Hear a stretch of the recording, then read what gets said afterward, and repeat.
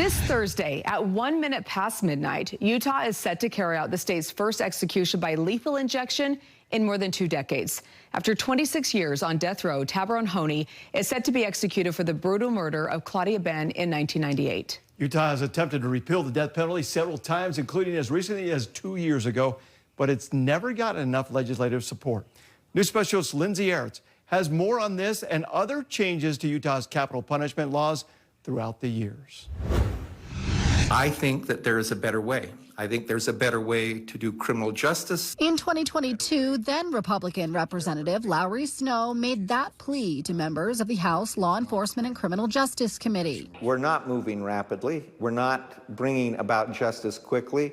That's why I say the system's broken. That was the last time the Utah legislature attempted to repeal the death penalty. The hearing lasted hours with tearful testimony from victim families on both sides. These families who had been promised were essentially given, I think, a false promise. Snow's main argument, a lengthy court process leading to decades of appeals with death sentences rarely being carried out. It's proportional justice.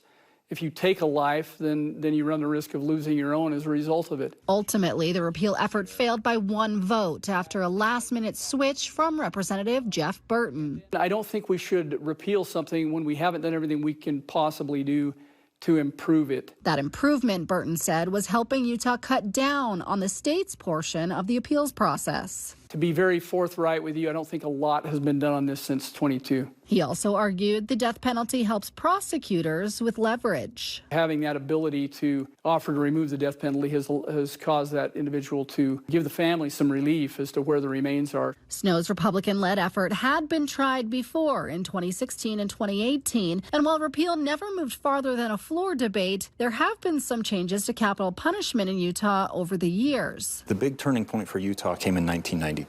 And that's when the legislature created a new sentencing option for capital cases. Dave Cawley is KSL's investigative journalist and host of the Cold podcast, who says that brought another option for finality for both victims and prosecutors. Life without a chance for parole.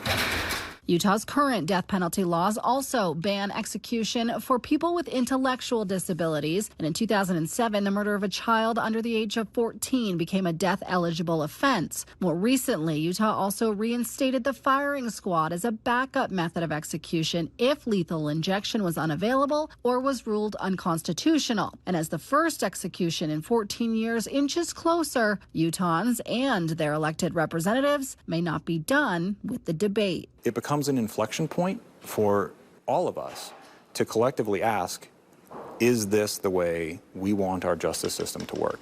Lindsay Aerts, KSL 5 News.